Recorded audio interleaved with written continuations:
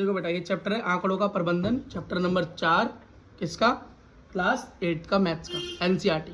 ठीक बेटा, इस चैप्टर के अंदर ये है कि हमको जो बहुत सारी इन्फॉर्मेशन दे रखी होती है, बहुत सारा डाटा दे रखा होता है, बहुत सारी जानकारी एक साथ दे रखी होती है, तो उसको लिख कर दिखाने में समय लगता है और पढ़ने में भी समय लगता है। तो इतनी सारी जानकारी को किसी एक तरीके से जब हम शॉर्टकट तरीके से दिखा सकें ताकि सब कुछ पता भी चल जाए और ज़्यादा समय भी ना लगे, उसको बोलते हैं बेटा आंकड़ों को प्रबंधन करना, आंकड़ों को प्रबंधित कर देना। जैसे कि आप क्रिकेट का मैच देखते हो, तो बेटा क्रिकेट के मैच के अंदर आजकल आईपीएल आप देख रहे हो, तो उसमें क्या देखते हो कि इस ओवर में इतनी विकेट गिरी, इस ओवर में तो कुछ लिखा हुआ तो नहीं आता ना, वो एक चार्ट बना होता है, एक ग्राफ बना होता है, एक ऐसे ग्राफ बना होता है बेटा, ऐसे ग्राफ बना होता है ना, उसमें लिखा होता है 20 ओवर में इतने रन बने, यहाँ रन लिखे होते हैं कि 20 रन बने, कि कहीं 10 रन बने तो इस ओवर में इतने बने, पहले ओवर में दूसरे ओवर में, इस तरीके से लिखा होता है। और आप उसे देखकर समझ जाते हो पूरे 20 ओवर का खेल या 50 ओवर का खेल, और विकेट भी गिरी होती है तब भी उसमें, तो आपको पूरा पता चल जाता है इतने से ग्राफ से ही। तो बेटा यही ग्राफ, यही चीज़ हमें सीखनी है। ठीक है, जैसे कि बेटा सबसे पहले आप देखो, यहाँ पर एक ग्राफ आपको यहाँ पर दिखा रखा है। ठीक, और यहाँ पर ये बड़ी बड़ी बिल्डिंग्स बनी हुई हैं, इनको क्या बोलते हैं बेटा, इन बिल्डिंग को बोलते हैं दंड आलेख। क्या बोलते हैं? दंड आलेख। और इंग्लिश में बोलते हैं बार ग्राफ। क्या बोलते हैं? Bar graph. अब ये कैसे बनते हैं, क्या तरीका है इसका, मैं बनाकर दिखाता हूँ बेटा, थोड़ा अलग दिखाऊंगा, आसान, और फिर हम एनसीईआरटी का बनाएंगे तो हमें समझ में आ जाएगा। मानो आप अपनी जिंदगी का ग्राफ बना रहे हो, किसका?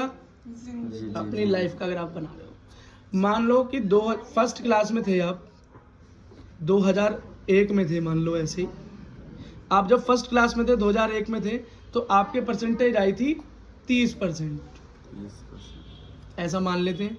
ठीक, तो ये हो गया 10, 20, ये हो गया 30, 30 के बाद क्या है 40, के बाद क्या है 50, के बाद क्या है 60, के बाद क्या है 70, के बाद क्या है 80, और ऐसे ही जो भी आप बेटा लो उस हिसाब से इसे बढ़ाते जाना।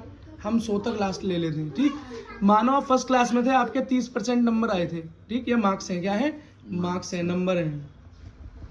और ये क्लास है, क्या है ये? क्लास है। और ईयर भी है, साल भी साथ में। जरूरी नहीं है साल होना हो, बस मैं बता रहा हूँ किस तरह से डाटा होता है। तो मान लो फर्स्ट क्लास में 30% नंबर आए थे, तो 30 पर एक डॉट बना दो और क्या कर दो, वहां पर एक बिल्डिंग खड़ी कर दो, एक दंड आलेख बना दो। बात समझ में आ गई? अब आप आ गए जी सेकंड क्लास में, किस में आ गए?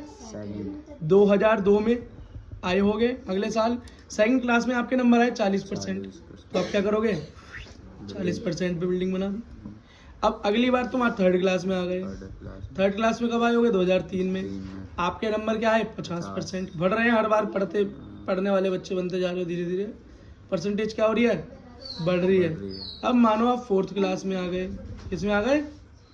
2004 में। इसमें 60 नंबर आए, इस बार कितने आए? 60। तो अब 60 पे ग्राफ बना देंगे, 70 पे पहुंचा दिया, 60 ही रहा, तो 60 पे बना दिया, लो जी। अब आप फिफ्थ क्लास में आए, किसमें आए? 2005 में। अब आप पढ़ाई लिखने में छोड़ के आप खेल कूद में लग गए, तो आपके सिर्फ 50 आए, तो इस बार बिल्डिंग छोटी हो गई। बात समझ में आ गई? समझ में आ गई? तो इसे बोलते हैं दंड आलेख। अब इसके बाद हमें एक चीज पढ़नी है, वो है बेटा द्विदंड आलेख। क्या? द्विदंड आलेख, डबल बार। इसके अंदर क्या है? दो बिल्डिंग एक साथ बन रही हैं, दो बिल्डिंग एक साथ बन रही हैं, ये भी बना लेते हैं। अब मानो आपने उसी ग्राफ के अंदर एक ग्राफ और बनाया अपने दोस्त का, किसका? अपने बेस्ट फ्रेंड का। मान लो तुम्हारा नाम है पप्पू, तो तुम्हारे दोस्त का नाम है चप्पू। तो जब पप्पू मतलब तुम्हारे 30% आए, तो तुम्हारे दोस्त के उसी साल पहली क्लास में 2001 में कितने आए? 40% आए थे, तो वो 40 आए थे। तो अब उसकी अब बिल्डिंग कैसे बनेगी? एक ही साल में बिल्डिंग बनेगी, एक ही क्लास में बनेगी, तो अब बिल्डिंग कैसी होगी? जुड़ी हुई होगी। कैसी? जुड़ी हुई। कितने पे? 40 पे पहुंचा देंगे इस बार हम, जुड़ी हुई बिल्डिंग। ये बन गया डबल। अब सेकंड क्लास में पप्पू के नंबर आए कितने? तुम्हारे 40, तो चप्पू क्या है? 50। चप्पू पढ़ने वाला बच्चा है तुमसे, डबल बिल्डिंग। तो ये दूसरी बिल्डिंग को थोड़ा काला सा कर दूं, तभी तो याद रहेगी कि कौन सी पप्पू की है और कौन सी चप्पू की है। ठीक है, थर्ड क्लास में वो फिर तुमसे एक ज्यादा लाया, 60 आ गए उसका, तो लो जी चप्पू की बिल्डिंग तुम्हारे साथ बन गई, पप्पू की बिल्डिंग चप्पू के साथ बन गई। अब अगली बिल्डिंग देखो, फोर्थ क्लास में क्या हुआ? फिर तुमसे एक कितना लाया और परसेंटेज ज्यादा लाया, तुम्हारे 60 आए तो 50 लाया, लो जी 70 लाया, 70। तो ये डबल बार ग्राफ बन गया, समझ में आया? अब अगली बार क्या हुआ, उसने तुमने पढ़ना छोड़ा, कम किया, तो उसने तुमसे भी और पढ़ना कम कर दिया। तब चप्पू के तुमसे भी 10% कम आए, तुम्हारे 50 तो उसके 40। ये क्या हो गया बेटा? डबल बार ग्राफ हो गया। क्या हो गया? डबल बार ग्राफ हो गया, द्विदंड आलेख हो गया। बात समझ में आ गई? इजी है, आसान है, ठीक है बेटा। अब आगे की चीज देखो जरा। अब जरा हम एनसीईआरटी के क्वेश्चन करते हैं। अब एनसीईआरटी के क्वेश्चन बिल्कुल पल्ले पड़ जाएंगे। देखो पहला बोल रहा है क्वेश्चन वो कि वो बनाओ, महीना दे रखा है, महीना क्या दे रखा है? महीना। और कोई दुकान है जो घड़ियां बेचती है बोल रहा है जुलाई के महीने में 1000 घड़ी बेची, अगस्त के महीने में 500 घड़ी बेची, सितंबर में 1500 है ये भी, अक्टूबर में 2000, नवंबर में 2500, दिसंबर में 1500 घड़ियां बेची। इसका ग्राफ बनाओ, दंड आलेख बनाओ। बहुत आसान है बेटा, बहुत आसान है। महीने सब नीचे और नंबर उधर उस तरफ। नंबर बड़े बड़े हैं तो बड़ा बड़ा गैप लेंगे। बेटा कर लो, पेपर में जरूर आएगा ये, ठीक। अब कौन कौन से महीने दे रखे हैं? जुलाई, तो यहाँ जुलाई को लिख दिया, जुलाई इंग्लिश में लिख देता हूँ। और यहाँ लिख रखा है अगस्त, तो AUG शॉर्टकट में लिख देता हूँ। उसके बाद लिखा है सितंबर, तो शॉर्टकट में सेप लिख देता हूँ। उसके बाद अक्टूबर तो OCT लिख देता हूँ। नवंबर को NOV लिख देता हूँ। और दिसंबर को DEC लिख देता हूँ। याद रहेगा, आसान है DEC, ठीक। बढ़ कैसे रहे? 1000, 1500, 2000, 2500। तो इसका मतलब मैं गैप कैसे कैसे ले लूँ? 500 का गैप ले लेता हूँ। पहला ले लिया 500, दूसरा ले लिया 1000, फिर तीसरा ले लिया 1500, 500 का गैप है ना। फिर उसके बाद क्या लूंगा? 2000, फिर उसके बाद क्या लूंगा? 2500। ये तो गैप आएगा, ठीक है। तो जुलाई के अंदर कितनी घड़ी बेची? 1000 घड़ी बेची। तो कहाँ तक पहुंच गए?